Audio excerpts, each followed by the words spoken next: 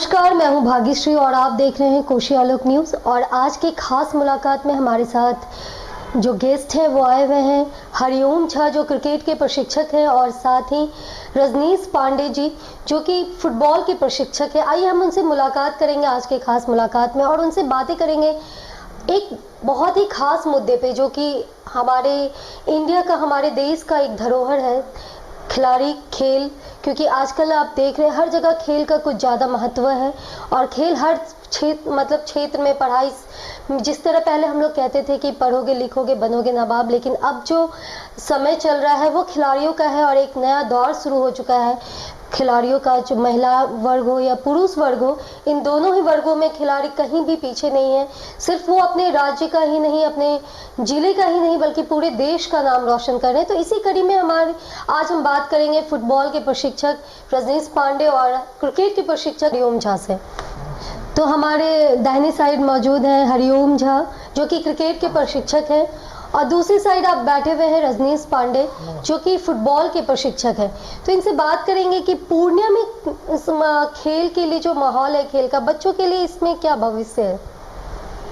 हरिओम जो सर आप बताएंगे। देखिए, स्पोर्ट्स का तो बहुत ज़्यादा ही महत्व है और आज नहीं बरसों से स्पोर्ट्स के माध्यम से बच्चे जो है एक संस्कार को सीखते हैं और उसके माध्यम से अब तो स्पोर्ट्स में इतना पैसा हो गया कि अपने जीवन यापन के लिए वो मैंने कर सकते हैं।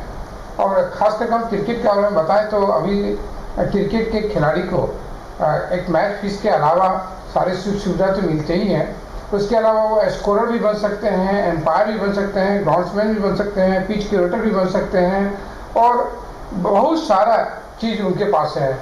तो ऐसे में भविष्य तो क्रिकेट का और क्रिकेट के खिलाड़ियों का बहुत अच्छा है और विभिन्न खेलों में भी जो स्पोर्ट्समैन हैं उनका मोटा मोटी मान के चलिए कि यदि अच्छा स्पोर्ट्समैन है तो उनको रोजगार की कोई कमी नहीं है। बिल्कुल सही कह रहे हैं, क्योंकि इस तरह अभी जैसे हाल में ही एक अनाउंसमेंट किया गया है बीसीसीआई की तरफ से कि महिलाओं और पुरुषों का जो आपका वेतन होगा, जो उनको महीने का मिलेगा, वो बराबर कर दिया गया है।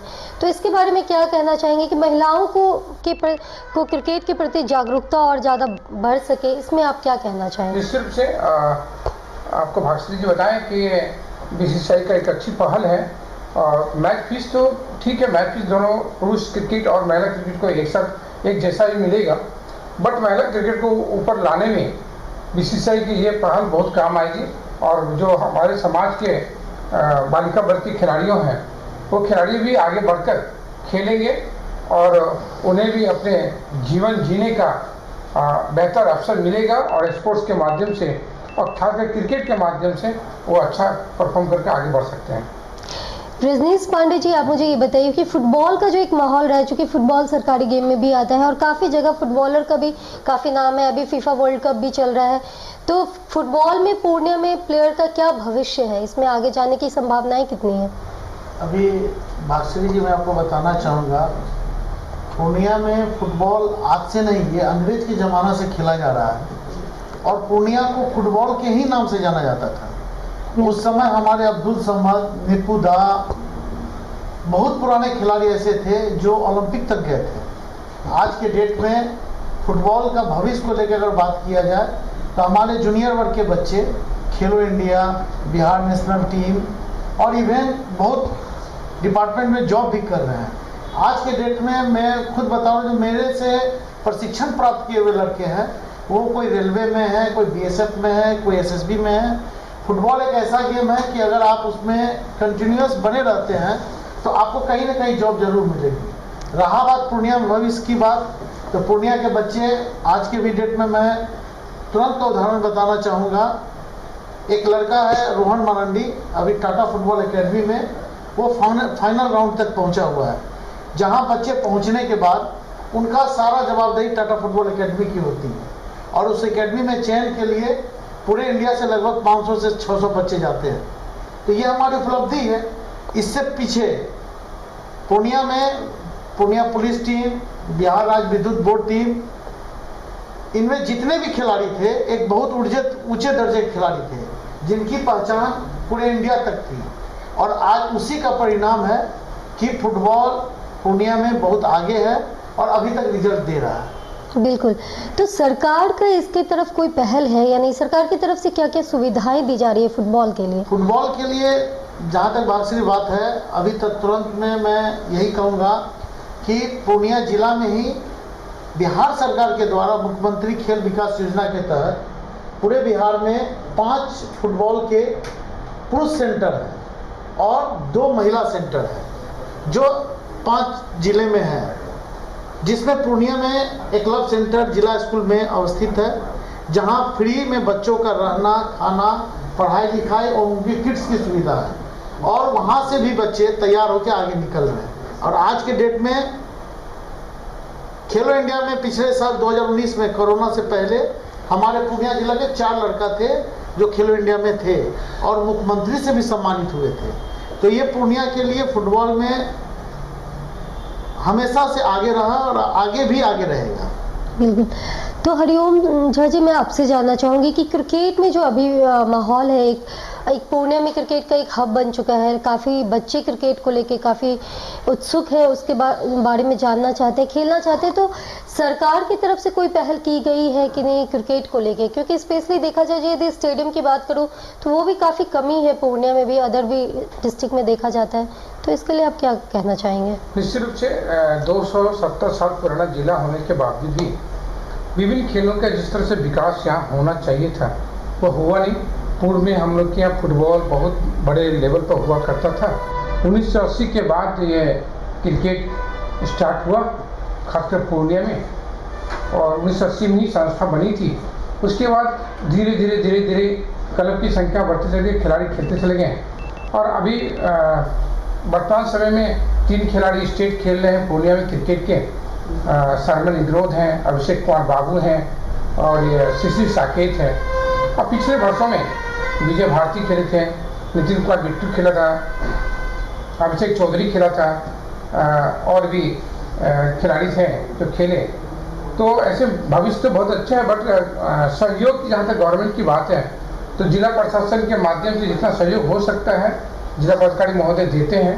बट एक चीज़ जरूरी है कि विभिन्न स्टेडियम का हालत जो है बद से बदतर है, जिसमें कोई खर्चा नहीं लगना है। मेरे समझ से कोई खर्चा नहीं लगना है। नगर निगम के पास जेसीबी मशीन है, रोबोट है, रोलर है पीडब्ल्यूडी के पास या एनएच के पास या बिल्डिंग डिवीजन के पास।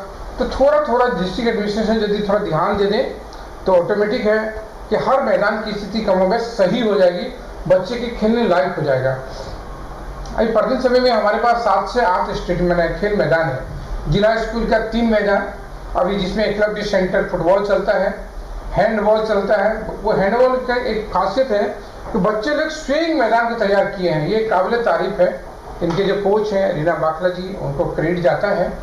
उन्होंने जंगल भरे मैदान को स्विंग साफ करवाई और फिर खेला, और एक फिर जिला स्टेडियम में क्रिकेट वहाँ प्रैक्टिस चलता है और डीएसए ग्राउंड से जिसमें विभिन्न तरह के मैचेज वहाँ आयोजन किया जाता है। थोड़ा सा डिस्ट्रिक्ट एडमिनिस्ट्रेशन ध्यान दे दे तो हम लोग का मेला ग्राउंड गुलाब बाग भी तैयार हो जाएगा। गर्ल्स स्कूल में जो हॉकी सेंटर बनी हुई है एकलव्य का भी और मैदान भी है, वहाँ भी तैयार हो जाएगा। रिसेंट में अभी पूर्णिया कॉलेज के द्वारा ऑर्गेनाइज किया जा रहा है इंटर कॉलेज मैच है, जो पूर्णिया कॉलेज की अपनी खेल मैदान है उसको भी तैयार किया जा सकता है, वहाँ हो रहा है मैच। और आपको महिला कॉलेज का स्पोर्ट्स कॉम्प्लेक्स, इतने मैदानों को यदि सुसज्जित ढंग से तैयार कर दिया जाए तो हम उम्मीद करते हैं जिस मैदान में जितनी जो मैदान की स्थिति है या जितनी उसकी माप है उस खेल के अनुरूप उसको डेवलप कर दिया जाए। जैसे वॉलीबॉल में कम स्पेस लगता है, बास्केटबॉल में कम लगता है, बैडमिंटन में कम लगता है, क्रिकेट और फुटबॉल में ज़्यादा लगता है, हैंडबॉल में कम लगता है। तो ऐसे केसेस में जिस जगह पर जितना जगह उपलब्ध है उस खेल के लिए उसको डेवलप कर दिया जाए तो उम्मीद करते हैं कि ये सारे चीज़ होने के बाद पूर्णिया और एक अच्छा स्वरूप में आ जाएगा। स्पोर्ट्स और कला के क्षेत्र में, कला क्षेत्र में अभी कला भवन अभी एक है और एक बन रहा है और 2-4 कोने में बन जाए। अभी हम लोग बंगाल जाते हैं तो या फिर हम लोग दिल्ली उल्ली जाते हैं तो देखते हैं हर जगह छोटे छोटे पार्क, छोटे छोटे खेल का मैदान, ये सब डेवलप किया हुआ है। बच्चों को खेलने का पूरा भरपूर जगह दिया जाता है। यही अपेक्षा है डिस्ट्रिक्ट एडमिनिस्ट्रेशन से और जिला के जो हमारे जनप्रतिनिधि महोदय हैं, चाहे वो सांसद महोदय हों, चाहे विधायक महोदय हों, विभिन्न विधानसभा के विधायक महोदय हों, अपने अपने विधानसभा में, अपने अपने लोकसभा में यदि थोड़ा सा ध्यान दे दें स्पोर्ट्स और कला के क्षेत्रों के लिए, तो उम्मीद करते हैं कि पूर्णिया जिला अव्वल रहेगा। और सबसे बड़ी बात है कि यह हमारा कमिश्नरी टाउन है और हम लोग बचपन से सोचा देखा करते थे कि एक ब्लॉक से निकल के कोई अनुमंडल में आता है तो उसको बेहतर सुविधा मिलना चाहिए, अनुमंडल से कोई जिला में आया तो उससे बेहतर सुविधा मिलना चाहिए, और जिला से यदि कमिश्नरी में कोई आता है तो उसको और भी सुविधा मिलनी चाहिए। कमिश्नरी से कोई स्टेट में गया है, राज्य की राजधानी में गया है, तो वहाँ बेहतर सुविधा मिलना चाहिए। तो इस मूलभूत सुविधा के जो अभाव है, इसके प्रति यदि हमारे माननीय जनप्रतिनिधि महोदय और डिस्ट्रिक्ट एडमिनिस्ट्रेशन से थोड़ा ध्यान दे देंगे तो हमारे यहाँ मैदान की कोई कमी नहीं है और सभी मैदान अव्वल दर्जे का मैदान हो जाएगा, खिलाड़ियों को खेलने में भी आनंद आएगा और बेहतर परफॉर्मेंस दे सकेंगे। अभी तक हम लोग क्रिकेट में, खास करके क्रिकेट में 10 से 12 गर्ल्स एंड बॉयज मिलाकर स्टेट लेवल के खिलाड़ी को हम लोग भेजे हैं। उम्मीद करते हैं कि यदि और भी थोड़ा प्रयास किया जाए तो हम लोग 20 से 25 खिलाड़ी तैयार कर सकेंगे आने वाले 2-3 साल के अंदर। तो उम्मीद करते हैं कि डिस्ट्रिक्ट एडमिनिस्ट्रेशन और जिला प्रशासन और प्लस ये जन सांसद महोदय, विधायक महोदय मिलकर इसको और कुछ ध्यान देंगे तो हम लोग के बेहतर हो सकेगा। सर, आप सुविधाएं की बात कर रही थी, तो किस तरह की सुविधाएं होनी चाहिए यहाँ के सभी खेलों के खिलाड़ियों के लिए जो उपलब्धियां बहुत ज़्यादा हासिल हो पूर्णिया की धरती को? बख्शी जी बता दें कि मैदान तो मेरे पास है, लेकिन मैदान जो है ओवर खाबर की स्थिति में है, खेलने लायक नहीं है। किसी बच्चे का पाँव टूट जाता है, किसी का हाथ टूट जाता है। मैदान तो है, चापाकल का व्यवस्था नहीं है, मैदान तो है, शौचालय नहीं है, मैदान तो है, ड्रेसिंग रूम नहीं बना हुआ है, मैदान तो है, स्टेज नहीं बना हुआ है, मैदान तो है, गैलरी नहीं बना हुआ है, मैदान तो है, उसके रखरखाव के लिए व्यवस्थित आदमी को दिया नहीं गया है, उसके रखरखाव के लिए कोई कमेटी नहीं बनी है। मैदान तो है, लेकिन उसके संसाधनों में जो लगता है, क्रिकेट को लगता है तो मैट लगता है, विकेट लगता है, बॉलिंग मशीन लगता है, नेट्स लगता है, फ्रेमिंग लगता है कंक्रीट विकेट का, वो सारा चीज नहीं है। जैसे फुटबॉल का ही है तो फुटबॉल के लिए आपको गोल पोस्ट चाहिए, फिर उसके बेहतरीन मैदान चाहिए, ग्रास चाहिए, ग्रास कटर चाहिए। वो सारे छोटे छोटे सुविधा यदि उपलब्ध करा दिया जाए, चाहे वो डिस्ट्रिक्ट एडमिनिस्ट्रेशन के माध्यम से हो और चाहे वो माननीय जनप्रतिनिधि महोदय के माध्यम से हो, तो हम लोग उम्मीद करते हैं कि बेहतर रिजल्ट आ सकता है आने वाले समय में। तो सरकार, यदि केंद्र सरकार की बात करें, राज्य सरकार की बात करें, तो उनकी तरफ से हमेशा खेलो इंडिया को बढ़ावा दिया जाता है, हर तरह की सुविधाएं प्रदान करने का दावा करती हैं सरकारें। तो क्या वो सुविधा आप तक नहीं पहुंच पा रहा है या बीच में कुछ ऐसा माध्यम है जहां तक अटक के रह जाता है? नहीं, एक्चुअली ये है ना कि चाहे केंद्र सरकार हो, चाहे बिहार सरकार हो, चाहे कोई भी हो, खेल एक दिन से कोई खिलाड़ी नहीं बन सकता है। उनको 365 दिन मेहनत करना पड़ेगा, तभी एक दिन जाकर रिजल्ट आएगा। खेलो इंडिया के माध्यम से तो वो मैच करवाते हैं, फैसिलिटी देते हैं, कोई बात नहीं है। और बिहार सरकार के माध्यम के कला संस्कृति युवा विभाग के द्वारा भी मैच ऑर्गेनाइज होता है। इसके लिए भी जो निर्धारित राशि है वो भी जिला को मिलता है। 365 दिन के मेहनत करने की जरूरत है, तभी खिलाड़ी निकलेंगे। और 365 दिन मेहनत तभी खिलाड़ी करेगा जब इसको सामने स्कोप नजर आएगा और सामने सुख सुविधा से सुसज्जित मैदान नजर आएगा, तभी वो मेहनत करेंगे, तभी उनके अभिभावकगण भी उसको खेलने के लिए, प्रमोट करने के लिए आगे बढ़ाएंगे। बिल्कुल सही कह रहे हैं हरिओम झा जी आप। तो चलिए मिलते हैं एक छोटे से ब्रेक के बाद। बहुत सारी बातें अभी जाननी जरूरी है और बहुत जानकारियाँ जो आपको मिलेगी आज के खास मुलाकात के माध्यम से। बने रहिए हमारे साथ। फर्नीचर और इलेक्ट्रॉनिक्स का संसार, आपका अपना आर बाजार। इस त्योहार करें सभी खरीदारी आकर्षक मूल्य पर।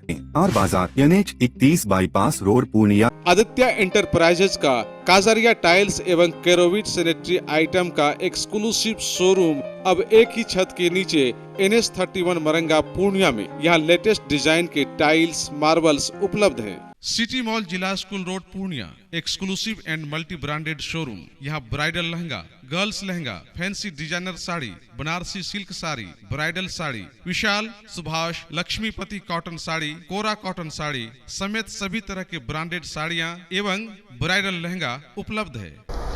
ब्रेक के बाद एक बार फिर से आपका स्वागत है आज की खास मुलाकात में। तो चलिए एक बार फिर से हम लोग उसी टॉपिक पे बात करते हैं, वही खेलों के बारे में जानना चाहते हैं और खिलाड़ियों के बारे में जानकारी लेना चाहेंगे। तो हमारे साथ मौजूद है रजनीश पांडे।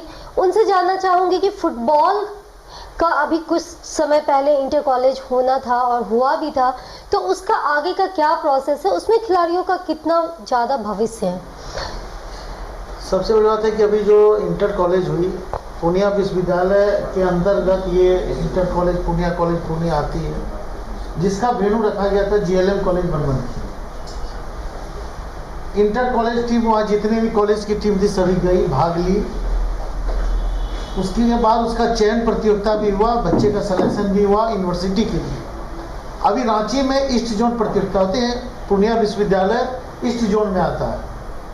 लेकिन जो सर्कुलर ऑल इंडिया यूनिवर्सिटी का है, जिसमें है कि साल में एक बार सभी गेमों के लिए रजिस्ट्रेशन कराना पड़ता है। 4 साल से पूर्णिया यूनिवर्सिटी द्वारा रजिस्ट्रेशन नहीं कराया गया, जिसके चलते इंटर कॉलेज में इस साल भी मेरे पास उसका फिक्सचर भी था। उस फिक्सचर में पूर्णिया यूनिवर्सिटी का कहीं नाम नहीं था, जो सबसे दुखदाई बात है, जिसके लिए मैं 4 साल से कंटिन्यू, जब से ये यूनिवर्सिटी बनी है, मेरा एक ही क्वेश्चन रहा है कि इंटर कॉलेज खेलने के बाद लड़के अगर यूनिवर्सिटी 1 साल या 2 साल खेल लेते हैं तो उनका भविष्य उज्ज्वल है। इसलिए उसके बाद वो BPEd कर सकते हैं, NIS कर सकते हैं, इवन यहाँ तक कि स्पोर्ट्स मेडिसिन का भी कोर्स कर सकते हैं, जिसके लिए यूनिवर्सिटी खेलना बहुत ही ज़्यादा जरूरी है। और आज के डेट में ये सबसे शर्म की बात है कि फुटबॉल जैसा गेम इंटर कॉलेज खेल लिया गया और यूनिवर्सिटी टीम नहीं गई, जिसके चलते मैं तो विश्वविद्यालय को दोषी मानूंगा कि उनके द्वारा रजिस्ट्रेशन ही नहीं कराया गया, और ना लग रहा है कि उसके चलते और भी कोई टीम जा पाएगी। बिल्कुल, इस तरह की जो लापरवाही विश्वविद्यालय की तरफ से की जा रही है, तो ये इसका दोष डिपार्टमेंट को देंगे या विश्वविद्यालय को देंगे? क्योंकि बहुत सारी विधाओं में भी, जहाँ तक मुझे जानकारी है, अभी तक कोई भी टीम को, चाहे महिला वर्ग हो, पुरुष वर्ग हो, और सभी खेलों की बात करें तो किसी तरह की कोई यूनिवर्सिटी, इंटर यूनिवर्सिटी की टीम अभी तक कहीं भी भागीदारी नहीं ली है। तो ये उदासीन रवैये के लिए किसे दोषी आप मानते हैं? सबसे बड़ी बात, उदासीन तो हम लोग हैं, यहाँ के जनप्रतिनिधि हैं और खेल से जुड़े हुए लोग हैं, जिनको अभी तक इसके बारे में चर्चा होनी चाहिए थी विश्वविद्यालय में कि भाई टीम क्यों नहीं जा रही है। मैं अभी भी बोल रहा हूँ कि जितनी भी इवेंट हुई है, उस इवेंट का एक भी इंटर कॉलेज टीम नहीं जाएगी, क्योंकि इसका रजिस्ट्रेशन ही नहीं हुआ। इसके बारे में मैंने पेपर के माध्यम में भी दिया था, उसमें मैंने भी इंटरव्यू दिया कि हाँ, बच्चों को इंटर कॉलेज के बाद यूनिवर्सिटी खेलना जरूरी है। इसमें जहाँ तक दोषी के सवाल है, तो उसमें पूर्ण रूप से यूनिवर्सिटी दोषी है। जो टीम नहीं जाना, ये सबसे दुखदाई बात है। तो इसका कुछ खास वजह होगा कि अब इस तरह की लापरवाही जो यूनिवर्सिटी कर रही है, ऑल इंडिया यूनिवर्सिटी रजिस्ट्रेशन नहीं हो रही है, तो ये बच्चों के भविष्य की तरह के साथ एक तरह का खिलवाड़ है। तो वजह क्या है, मतलब कारण क्या स्पष्ट होके निकल रहा है? इसका सबसे बड़ा कारण है कि अगर स्पोर्ट्स से जुड़े लोग, जो स्पोर्ट्स से इंटरेस्टेड है, जो स्पोर्ट्स को जानते हैं, वो लोग अगर स्पोर्ट्स में बैठेंगे, स्पोर्ट्स डिपार्टमेंट में, तो उनकी पूरी जवाबदेही है। बिल्कुल, उनको पूरा पता है कि अभी इंटर कॉलेज होगा, इसका क्या प्रक्रिया है, कहाँ कहाँ टीम खेलेगी, सिलेक्शन होगा, कैंप लगेगा। ऑल ओवर बिहार में जितने भी यूनिवर्सिटी है, सबकी कैंप लगती है हर खेल के बाद। लेकिन यहाँ पर तो रजिस्ट्रेशन के बारे में भी पता नहीं है कि यूनिवर्सिटी में रजिस्ट्रेशन होता है। इसका मतलब ये सारा दोस्तों यूनिवर्सिटी का है कि वहाँ जो पदाधिकारी बैठे उनको पता ही नहीं है कि हम जो इंटर कॉलेज खिला रहे हैं, इसके बाद बच्चे कहाँ जाएंगे, उनका भविष्य क्या होगा, उनसे तो कोई मतलब ही नहीं है। मतलब आप साफ तौर से कहा जा सकता है कि अब जानकारी के अभाव के कारण, मतलब यदि आप किसी भी फील्ड से जुड़ते हैं तो आपको उस क्षेत्र की पूरी जानकारी होनी चाहिए, तभी आप उस विधाओं में आगे बढ़ सकते हैं। तो इस तरह की लापरवाही जो देखी जाती है अक्सर हमारी कमियों की वजह से होती है, क्योंकि हमें इसके बारे में जानकारियां नहीं होती। तो चलिए रजनीश जी, मैं एक और चीज़ जानना चाहूँगी कि अभी तक फुटबॉल में महिलाओं की क्या भागीदारी रही है, अचीवमेंट क्या क्या रहा है? पूर्णिया में पहले इसे 2-4 साल या 5 साल या कोरोना से पहले तक महिला फुटबॉल टीम थी, अभी भी प्रैक्टिस करती है। लेकिन वो लोग कहीं गली या किसी गांव घर मोहल्ले में करती है। बिल्कुल। लेकिन अभी हाल फिलहाल में हमारे जिला फुटबॉल संघ के सचिव के द्वारा, उसमें महिला टीम के कोच मोहम्मद नौशाद आलम के द्वारा एक टीम बनाई गई है, जिसमें जो बच्चियां खेल रही हैं उनका अभी हाल फिलहाल में उन्होंने एक वनडे टूर्नामेंट बनमनखी में हुआ था, जिसमें उन्होंने विजेता बनी। और हम लोग इस बार कोशिश कर रहे हैं कि बालिकाओं के लिए फुटबॉल को आगे बढ़ाने का काम करना है, जो अब सबसे बड़ी प्राथमिकता हम लोग के लिए वही है। लड़के हमारे यहाँ रिजल्ट दे रहे हैं, हर साल लड़के नेशनल खेल रहे हैं। इससे पहले भी 2-3 लड़की नेशनल खेली थी, प्रभा हेम्ब्रम थी, एक किरण बसंती थी, इन लोगों ने नेशनल खेला है। तो अभी भी है उम्मीद कि बालिकाओं के लिए भी हम लोग कोशिश करेंगे कि ये लोग भी फुटबॉल में आगे बढ़े और खेले और रिजल्ट दें। समस्या महिलाओं के आगे बढ़ने में जो समस्या आ रही है वो कहाँ उनके गार्जियन की तरफ से आ रही है, या उन्हें वो सुविधाएं नहीं दी जा रही है? जैसा कि हरिओम झा ने बताया कि स्टेडियम की सुविधा नहीं है, ड्रेसिंग रूम की सुविधा नहीं है, वॉशरूम की सुविधा नहीं। तो इस तरह की जो बेसिक ज़रूरतें हैं महिलाओं के लिए सबसे ज़्यादा महत्व रखती, क्या इस वजह से भी ये भी एक वजह है कि महिलाएं आगे नहीं आ रही हैं? हाँ, ये सबसे बड़ा वजह तो ये है कि सबसे पहले सुरक्षा, दूसरा मैदान प्रॉपर वे में फुटबॉल के लिए पूरा एक जो 110 जो उसकी लंबाई चौड़ाई है वो मैदान चाहिए। सबसे खास चीज़ है वो है इक्विपमेंट।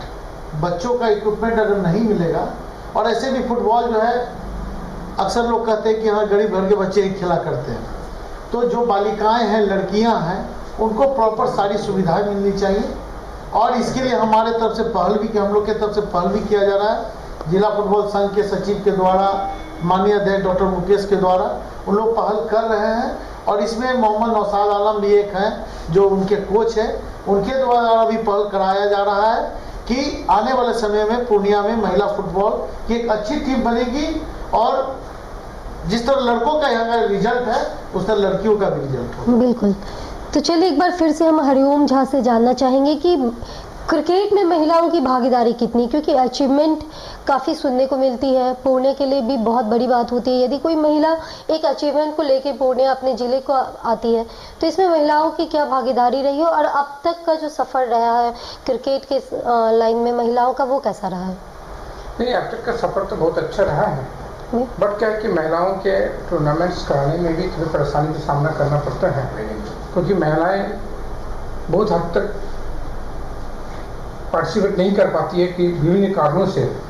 तो अभी कुछ लड़कियां जो पार्टिसिपेट कर रही है उसमें से 3-4 लड़कियां अभी स्टेट खेल भी रही हैं, जिसमें सबसे मेन है अपूर्वा कुमारी, ज्योति, और भी ये लोग खेल रही है। तो उम्मीद करते हैं कि उन लोग जब खेल के वापस लौटेंगे अपने डिस्ट्रिक्ट में, तो वह लोग खुद ही महिला क्रिकेट को आगे बढ़ाने में सहयोग करेंगे, तभी संभव हो पाएगा।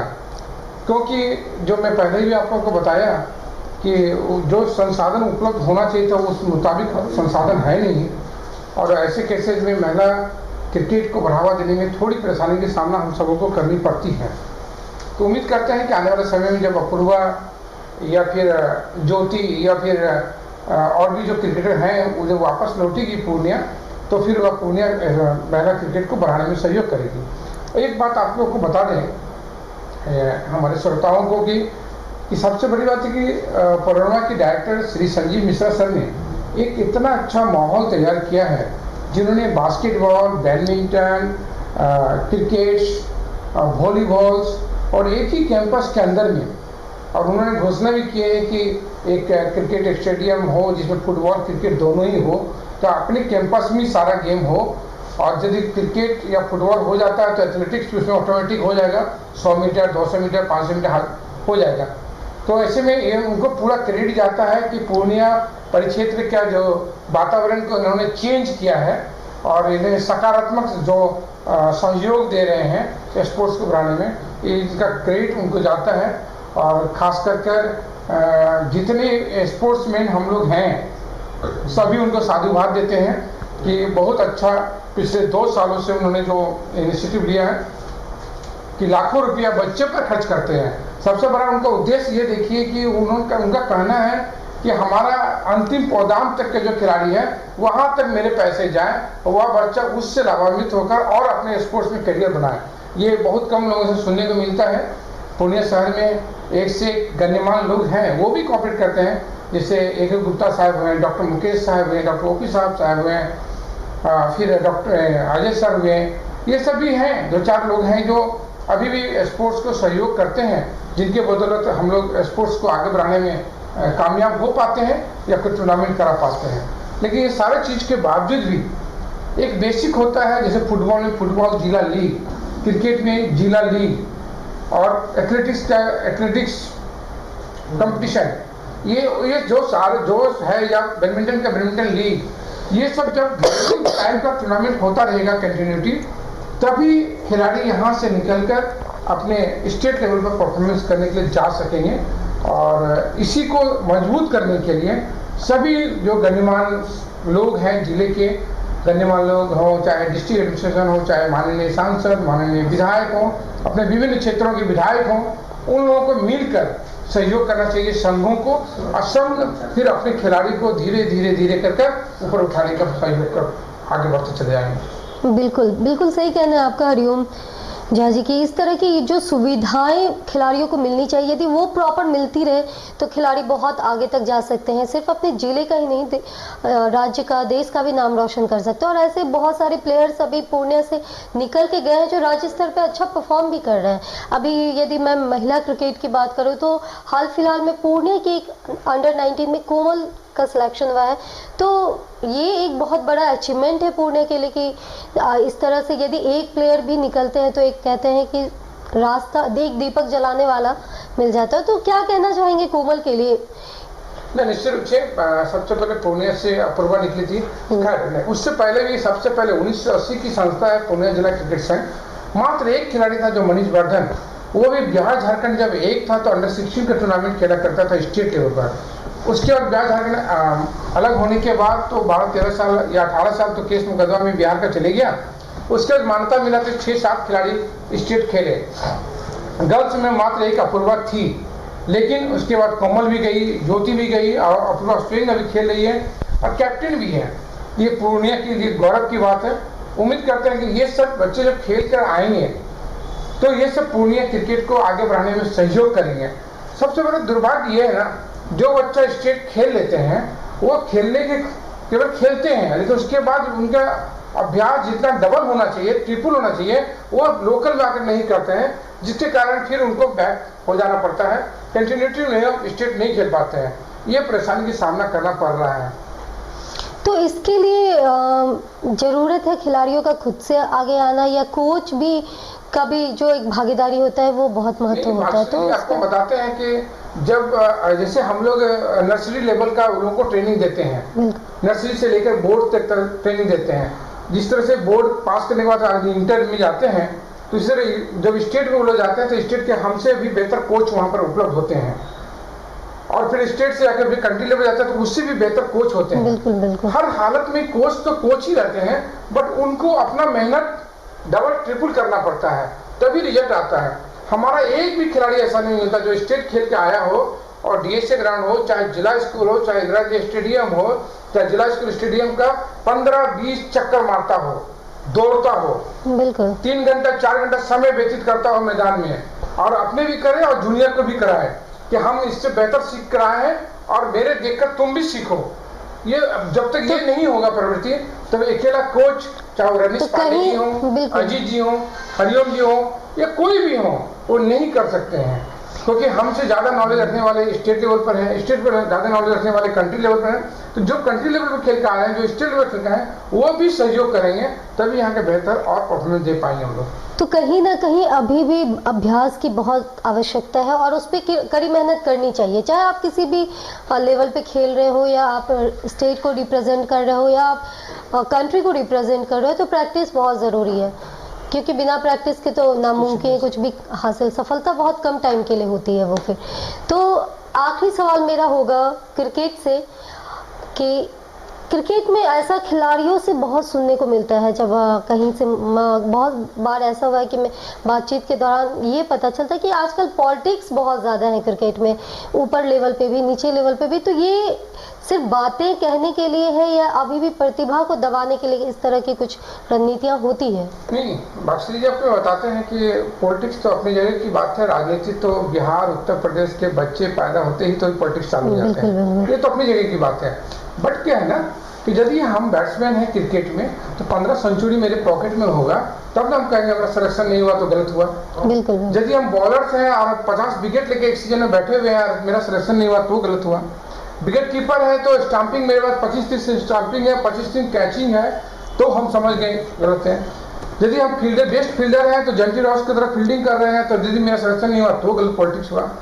तो जब इतनी चीज आप में नहीं है तो आप अपेक्षा क्यों रखते हैं कि मैं स्टेट में खेलूं? और जब आपको मौका दिया भी जाता है स्टेट में खेलने के लिए तो फिर आप परफॉर्म नहीं कर पाते हैं, फिर बैक चले आते हैं। जब कंटिन्यूटी आप प्रैक्टिस नहीं कीजिएगा, आपके पास परफॉर्मेंस रिपोर्ट आपके हाथ में नहीं होगा तो कहीं भी सफलता आपको नहीं मिलेगा।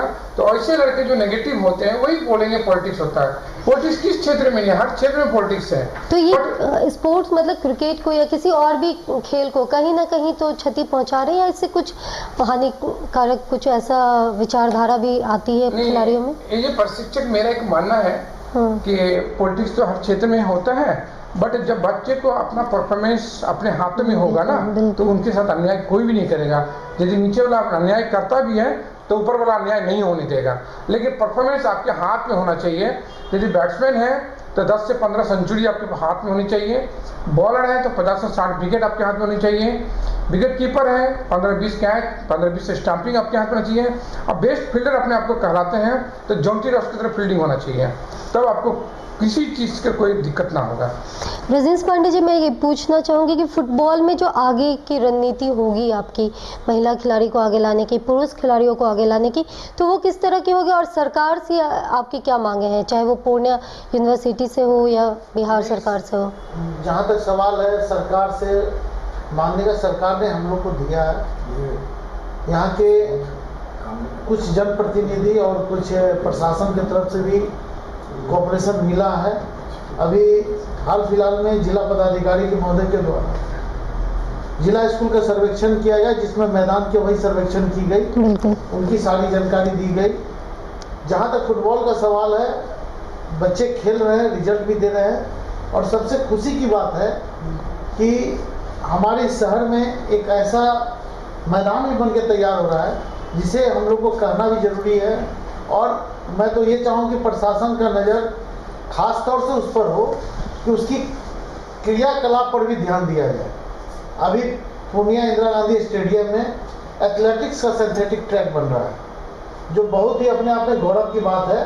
पूरे बिहार में एक single Patna Pataliputra sports complex में है सिंथेटिक ट्रैक, और दूसरा मेरे पूर्णिया शहर में बन रहा है, जो पूर्णिया यूनिवर्सिटी के द्वारा का वो ज़मीन है पूर्णिया कॉलेज का, उसको दिया गया यूनिवर्सिटी को, और उसमें synthetic track plus football ground दोनों बन रहा है। लेकिन मेरा ये भी कहना है कि उस कैंपस के बाहर का जो मैदानी भाग है, बिल्कुल, जिसका कोई यूज नहीं हो रहा है, जहाँ पर आए दिन कुछ गलत ही तत्व के लोग बैठ के कुछ गलत काम कर रहे हैं या उसका अतिक्रमण कर रहे हैं, उस मैदान का भी उपयोग होना चाहिए। या तो उस जगह हॉस्टल बन जाए या स्विमिंग पूल बन जाए। हमारे यहाँ तैराकी का कोई व्यवस्था नहीं है, और तैराकी ऐसा चीज है, अगर आज पूर्णिया यूनिवर्सिटी चाहे कि हमको यूनिवर्सिटी एक स्विमिंग पूल बनाना है तो उसके लिए अपर्याप्त जगह है, वो बना सकती है। रहा बात स्टेडियम इतना सुंदर बन जाने वाला है, जिसमें सिंथेटिक ट्रैक्स होने से एक एथलेटिक्स का एक अलग खेमा तैयार होगा, अच्छे खिलाड़ी निकलेंगे। उनको भी यहाँ से बाहर निकल के अगर दूसरे स्टेट भी जाएंगे तो वो अपना अच्छा रिजल्ट देंगे, क्योंकि 400 मीटर का ट्रैक सिर्फ पटना में है, उसके बाद ये पूर्णिया शहर में बन रहा है।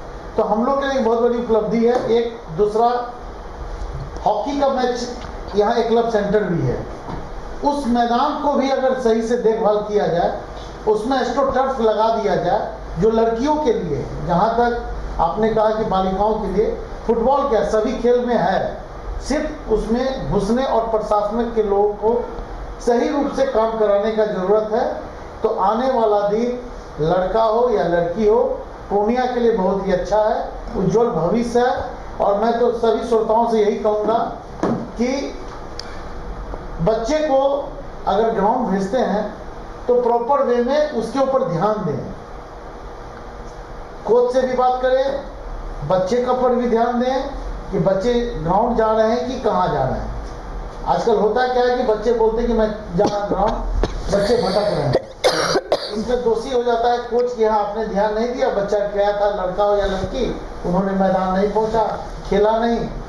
मेरे कहने का मतलब है हम सभी को जगना होगा, हम सारे लोग जगेंगे तभी जाके पूर्णिया हो या बिहार हो या हमारा भारत देश हो, बहुत ही अच्छा रिजल्ट होगा और हम लोग इसको मिलके ही करना होगा। बिल्कुल बिल्कुल सही कह रहे हैं आप। एक उदाहरण था मास्टर जी की, अभी BVIT में प्रैक्टिस विकेट बना है, अभी बहुत बेहतरीन विकेट बना है। और ग्रीन वैली में एक इंटरनेशनल क्रिकेट स्टेडियम का तैयार हो चुका है, मैचेज भी कई हुए हैं, बट उसको भी तैयार किया जा रहा है, बेहतर और बेहतर किया जा रहा है। तो हमारे पूर्णिया में जो गणमान्य व्यक्ति हैं हमारे पूर्णिया के, वो भी स्पोर्ट्स को बढ़ाने में लगे हुए हैं। ये भी एक सौभाग्य की बात है कि ऐसा कोई दूसरे जिले में नहीं होता है और हमारे पास ये सब गण्यमान्य व्यक्ति सब हैं, उपलब्ध हैं। तो इसके लिए पूर्णिया वासी को भी कोटि कोटि धन्यवाद। और रणजीत जी के बात से हम पूरी तरह सहमत हैं। हर आदमी को जागरूक होना पड़ेगा, जागरूक होंगे तो एक दिन रिजल्ट हमारे हाथों में होगा। बिल्कुल, बहुत बहुत धन्यवाद हरिओम झा जी और रजनीश पांडे जी, आप स्टूडियो में आए और अपना कीमती समय दिए। और इसी तरह आप देखते रहिए कोशी आलोक न्यूज़। एक बार फिर से नए सब्जेक्ट के साथ, नए विषय के साथ आपके साथ फिर से खास मुलाकात में मुलाकात होगी। तब तक के लिए दीजिए इजाजत, नमस्कार। श्री बालाजी एजेंसी NS31 गुलाबबाग पूर्णिया, यहाँ जगुआर कंपनी का लेटेस्ट सभी तरह का सैनिटरी वेयर्स उपलब्ध है, जैसे commode, bathtub, water heater, steam solution, shower enclosure एवं कंप्लीट बाथरूम सॉल्यूशन।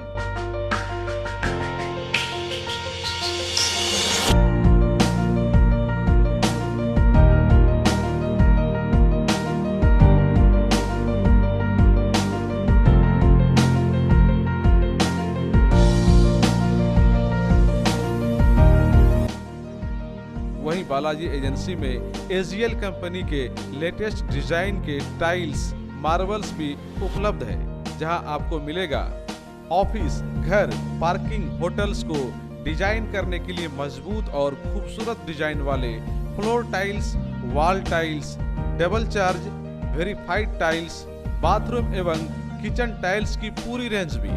साथ ही यहाँ फाइनोलेक्स कंपनी का पाइप भी उपलब्ध है। खूबसूरती और मजबूती ऐसी कि आप फर्स्ट ही लुक में कर लेंगे पसंद। तो एक बार अवश्य पधारें बालाजी एजेंसी NS31 गुलाबबाग पूर्णिया। हमारा कॉन्टेक्ट नंबर है mobile number 9471086763, mobile number 9631725501। Aryabhatta institute of technical education.